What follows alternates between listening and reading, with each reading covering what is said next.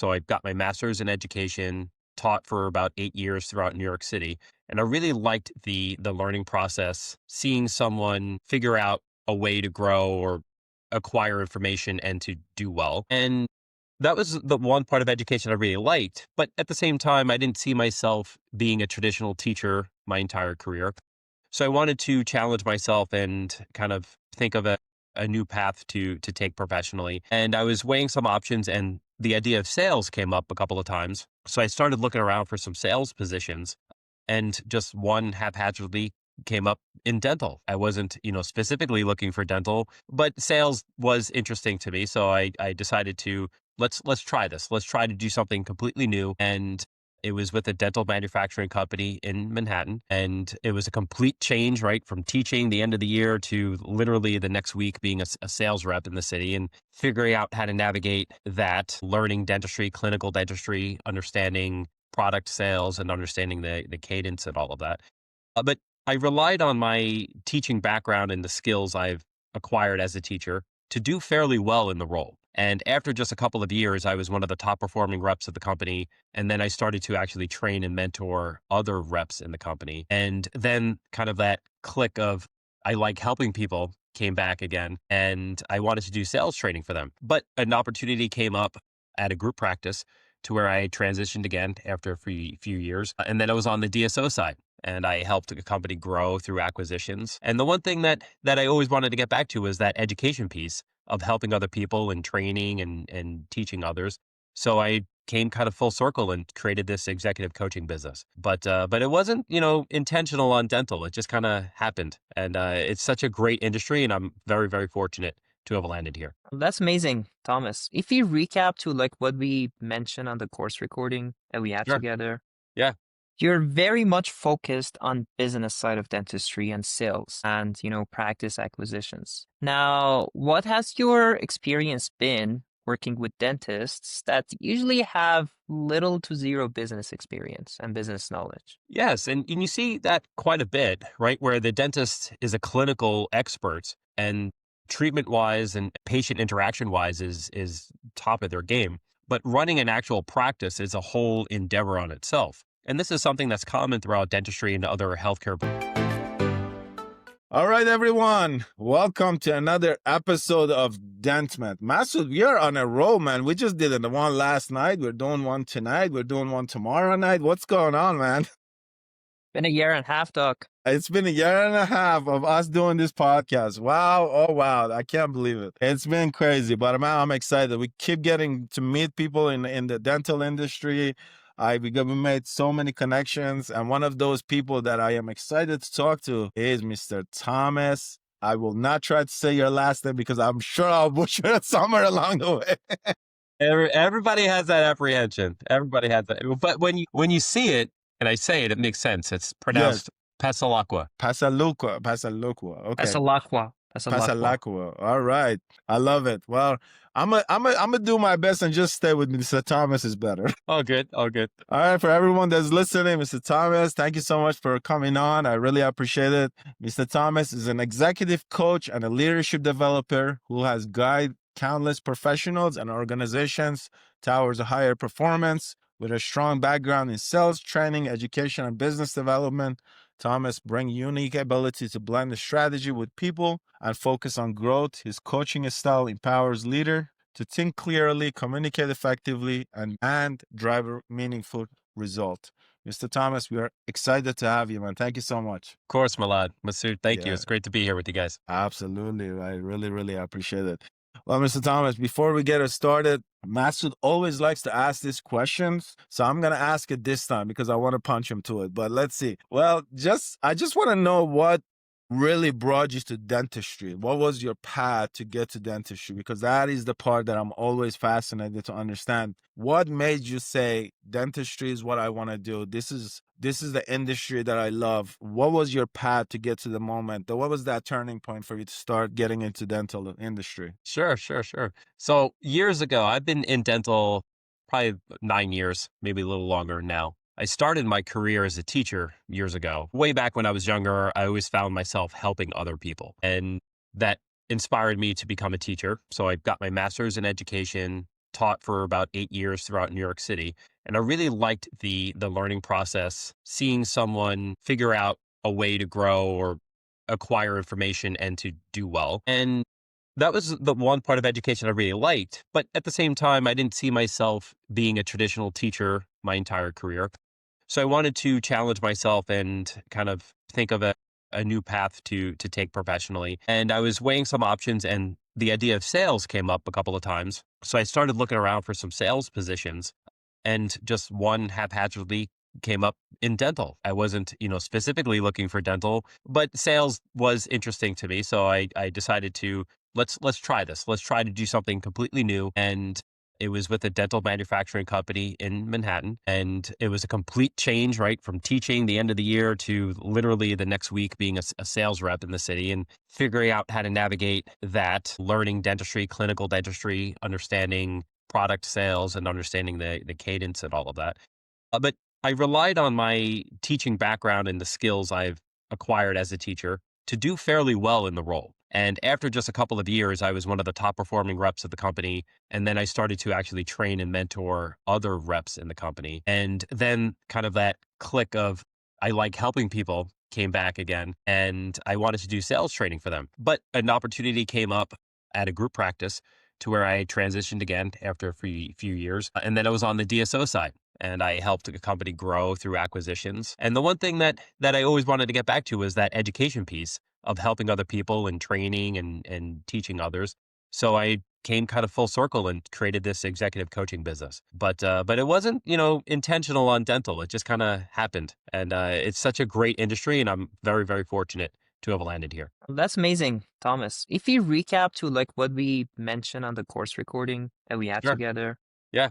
you're very much focused on business side of dentistry and sales and, practice acquisitions. Now, what has your experience been working with dentists that usually have little to zero business experience and business knowledge? Yes, and you see that quite a bit, right? Where the dentist is a clinical expert and treatment wise and patient interaction wise is top of their game. But running an actual practice is a whole endeavor on itself. And this is something that's common throughout dentistry and other healthcare verticals where you go to school and you train to be an excellent clinician. But then if you want to run a practice, you also have to be a business person, and you have to have the business acumen, and you have to understand financially, operationally, administrative aspects. At the same time, you have to understand how to lead and interact with staff and how to be a manager and how to hold accountability. And that comes with, quite a bit of other factors that are out of your control and that you have to manage. When you see those situations where you have an excellent clinician, but a challenging ownership or operation aspect, the practice isn't optimized to do the best role it can as far as serving patients, acquiring new opportunities, truly aligning the goals of the practice to the staff and what their expertise is dictating, and then ultimately serving the patient base. So there is some contention there. I would say the industry now is very aware of that, and there's a lot of resources and very smart people who provide those resources to close that knowledge gap. But yeah, it's something that is quite common, you see. Do you sometimes especially when you deal with dentists that don't have a lot of business context, have you ever got to the point that you want to smash your head in the wall and you're like, what am I saying? Like, what is this guy saying?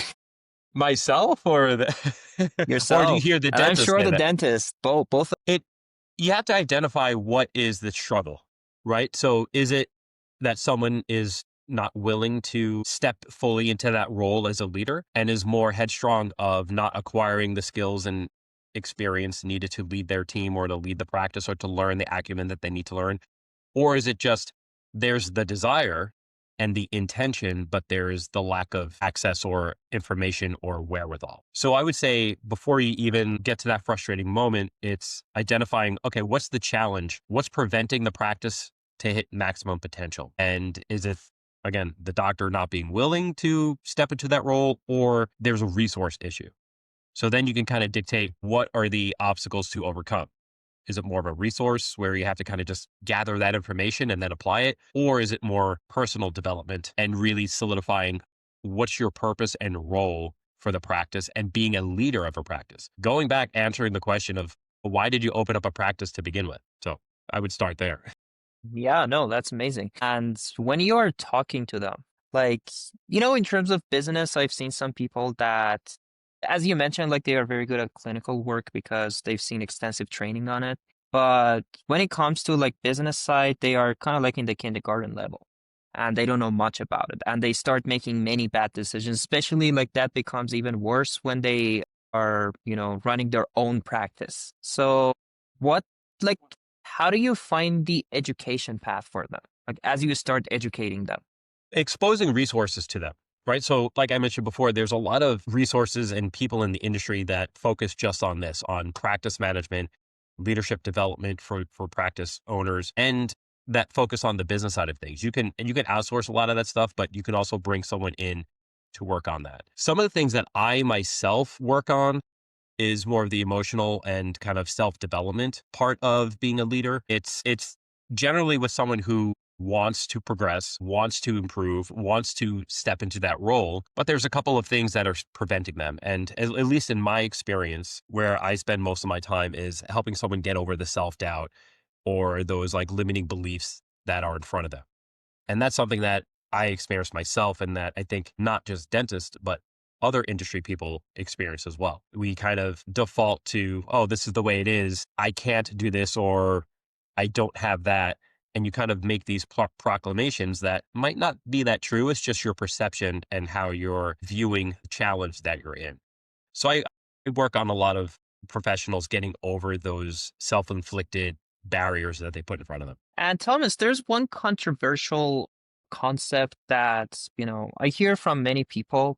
Like whenever you're talking to dentist-led organizations like DSOs, they tell you that any DSO should only be led by a dentist. Like a private equity is not equipped enough to run a DSO. And when you talk to the private equities, they say the exact opposite. They're like, no, dentists don't know how to do it. Like we know how to build systems. So which one really is it? Like who has the right mindset in this fight, I would say? I would say there's a lot of different models out there, a lot of different options. So I would encourage anyone looking to get into a practice, into a group, lead a group, start a group, would be, really understand why the model you are looking to emulate is important to you and the whole purpose of going that path.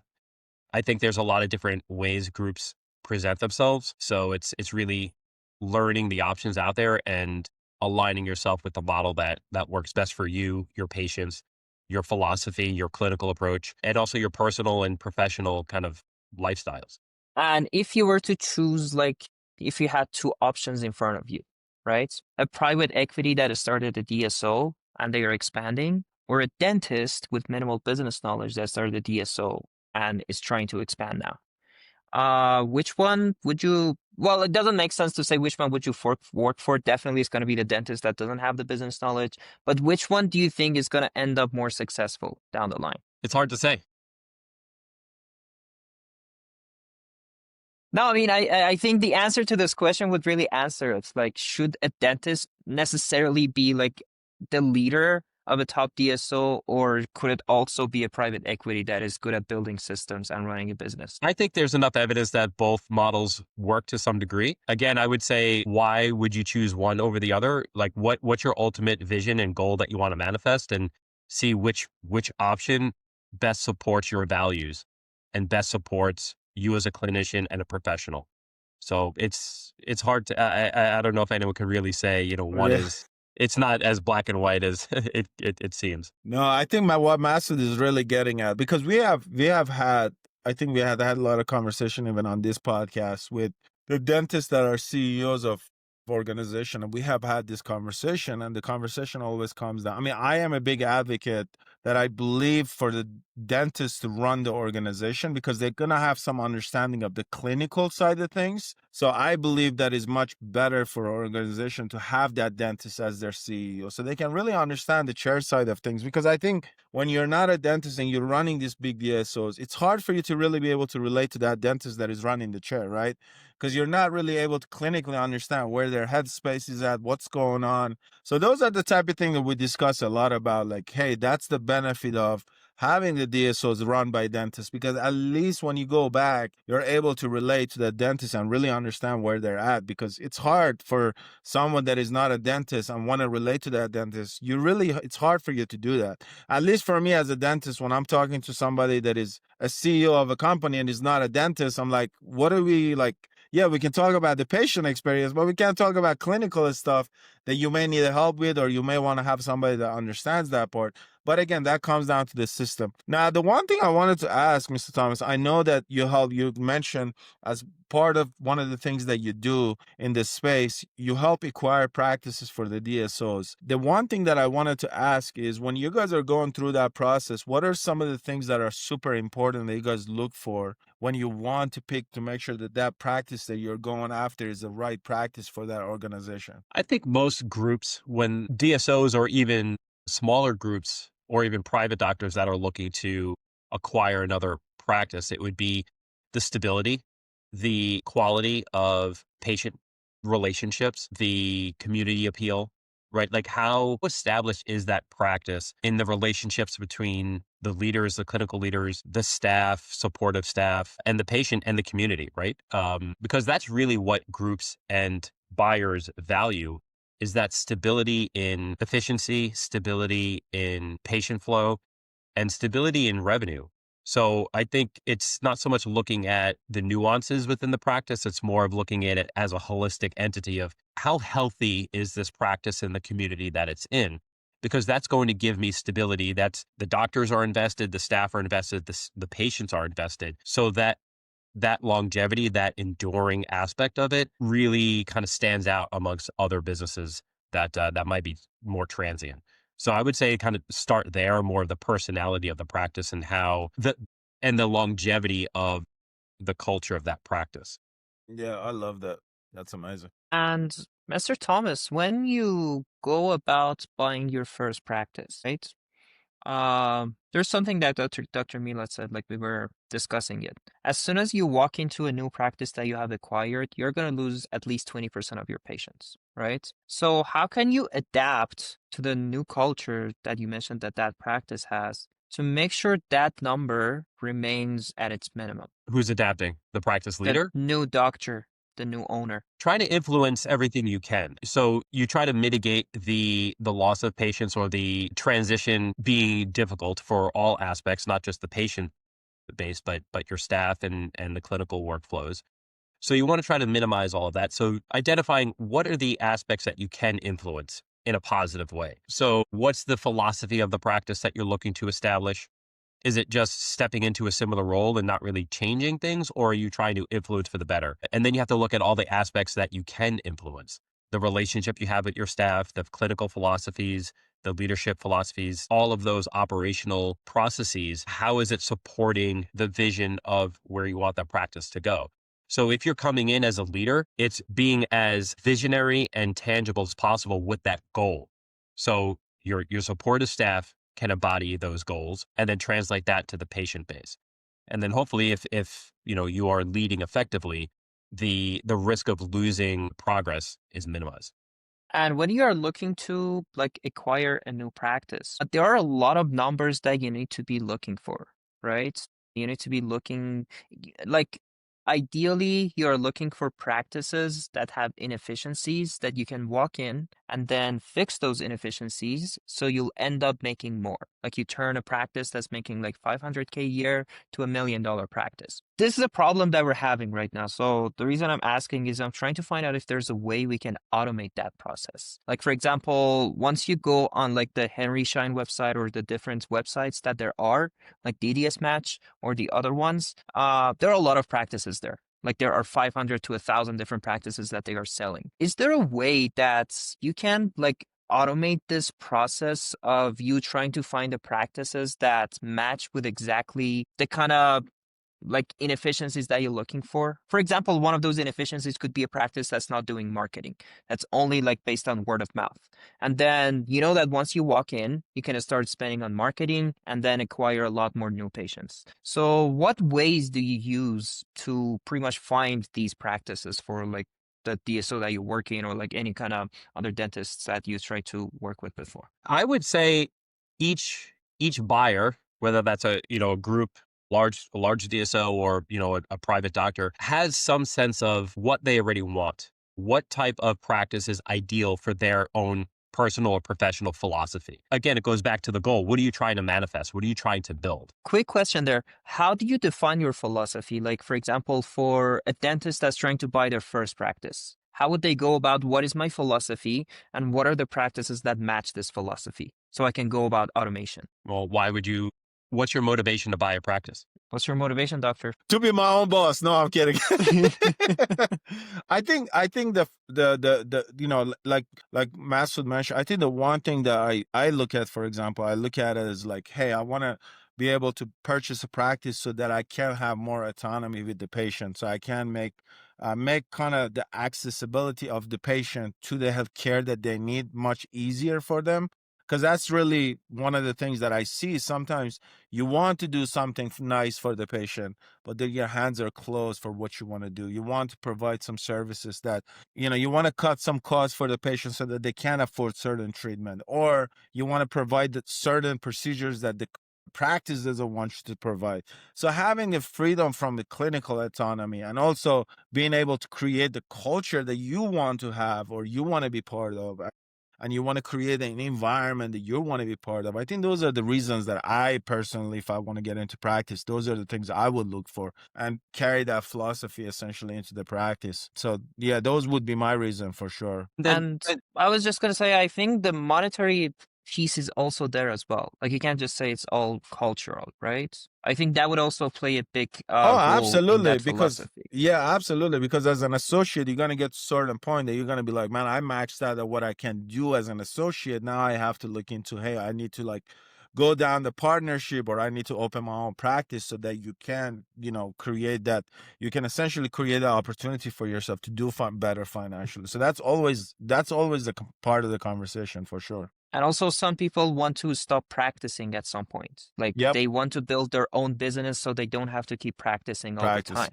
Exactly. So I think that would also come into that philosophy. So now Absolutely. this is the philosophy, this is the motivation.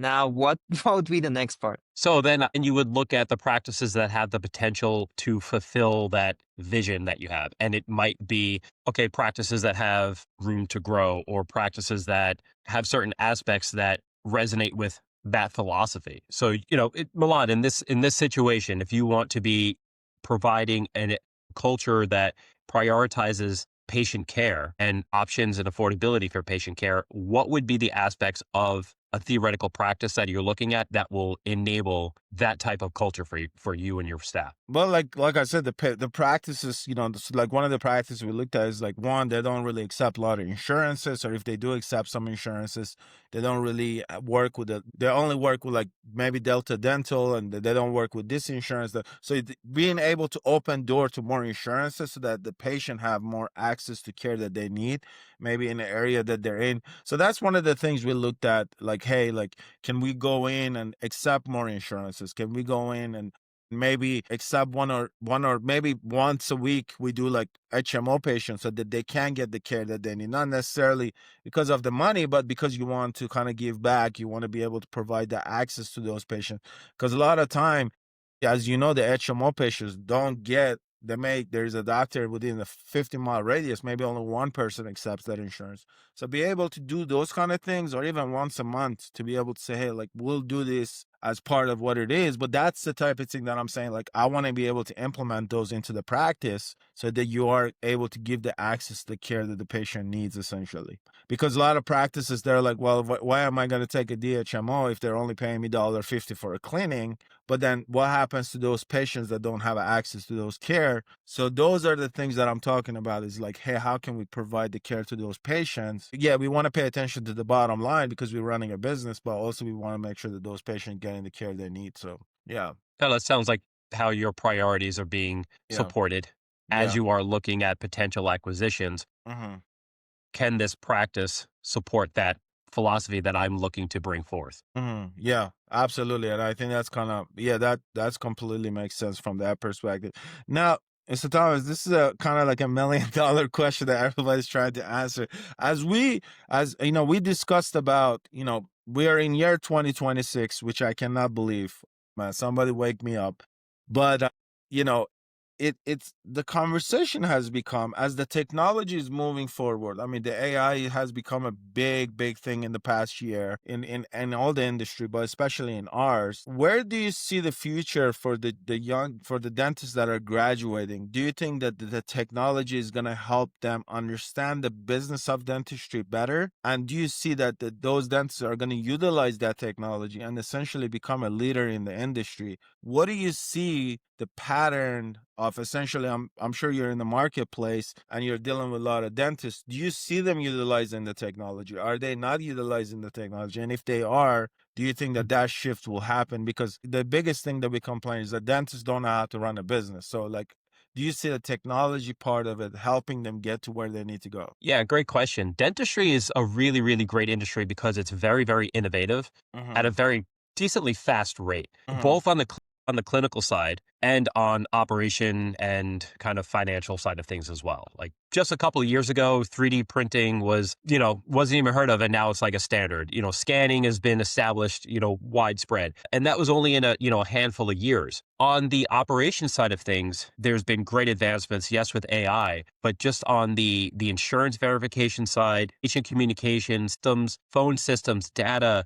Every year there's a new product that or service that comes out that gets adopted by other companies, and all of a sudden it becomes standardized. Think of, the AI imaging. I mean, that's almost, ubiquitous now. Most people understand that, you got AI reading your x-rays, but that's now infiltrating into the back office and the front desk. So it's not just clinical advancements, it's operational advancements. So I think young doctors coming out of school, there's going to be more resources and more tools available that are not yet fully established. Just give it a couple of years, and dentistry's path will be, pretty ironed out. So I would say be open to the innovations, be aware of them, and see, okay, what are the solutions to the problems you need? Because it could be quite overwhelming with the amount of options out there. So before you bring in a new tool or a new system or a new piece of technology, well, what are you actually trying to solve first? Because you don't want it to just exist for no purpose. So there has to be a purpose to bringing in a piece of technology as well. Yeah, I absolutely agree with that. I think the more and more that we're going in, I mean, even me myself, sometimes I'm like, man, the AI is doing so much stuff for our industry. Even from a clinical standpoint, sometimes I'm like, I give it patients' medical history just to understand like the medication and things that we. So we're utilizing that a lot in our day-to-day operation from a standpoint of what we're really trying to do. And the other question is the topic. I asked this question last night as well, but I really want to understand is the dentistry has become, because everybody talks about systems. In your eyes, I mean, we know the DSOs, the big DSOs, they all have certain system. They figured out those systems and they kind of replicate the same thing over and over again if it's working. What in your eyes, what is really the definition of system in a sense of a practice? What is the system that they're discussing? What is the definition of those systems? Is it the HR? Is it the RCM? Like, what is the system that they keep discussing about? I would say it's any process that can be established without relying on any one or group of particular individuals. So that way, if there is shift or turnover or new additions or growth, the system doesn't break. The system is established. So I would say prioritize a system that is resilient and flexible and established throughout the organization, because that's the structure and the skeleton that everything else is built upon. And there could be flexibility, built in there. So if people come in and come out or grow or services are added or, insurances change or patient flow changes, that the system doesn't break, it adopts and it adapts. So I would say, think of those types of systems as far as a large group that you could replicate in throughout your organization, because that's going to be the fabric that keeps the ever changing, landscape intact. And that systems can be, software, it could be routines, it could be culture, it could be operational processes, it could be way people communicate, it could be treatment systems. So there's a lot of procedures that can be systematized to keep that stability in a ever changing environment. I love that. Well, Mr. Thomas, I do have to say, man, I'm excited that Kendra connected us, because Yeah. I value our relationship so much. Every time I message you, doesn't matter what time it is, you're always very responsive. You supported us with the core section with Dentment, and I truly want to say thank you so much. I'm glad that we got to meet. Well, we need to meet in person somewhere. We got to figure out where. But I can't wait for us to do more stuff together. I really, truly want to say thank you for your support. I really appreciate what you're doing for the dental industry. I think individuals like yourself open a lot of doors for this kind of conversation and helping the dentists at least make their time a little bit easier, because apparently the dentists don't know how to run a business. An individual like yourself help us get through it. There's resources. I would say, there are resources and knowledgeable people out there. Do your best, be intentional on educating yourself and fully align yourself with what you want, right? Like, what's the goal? Is it just, are you going to pursue a practice just because, or is that something that you ultimately fulfills that need, professionally for you? So once you have that, then you can find the resources and then you could bring it together. Thank you so much, That's Mr. Thomas. amazing. I really appreciate Thomas, it. it's always fun to talk to you, and you have this kind of critical thinking mindset that it just makes one want to ask harder and harder questions Yeah. from you. I appreciate the questions. Yeah, it was fun and great Yeah, work thank you. with everything you guys are doing. Very visionary. So best of luck with the platform and everything. So Thank you so happy to be a part much. of it. Yeah, thank Yes, you. thank you so Thank you, much, Mr. Thomas. We're in Thomas. the same Thank you. team. Thank you. I Awesome. appreciate Thank you it. so much. Okay, guys. Have a good night. Bye.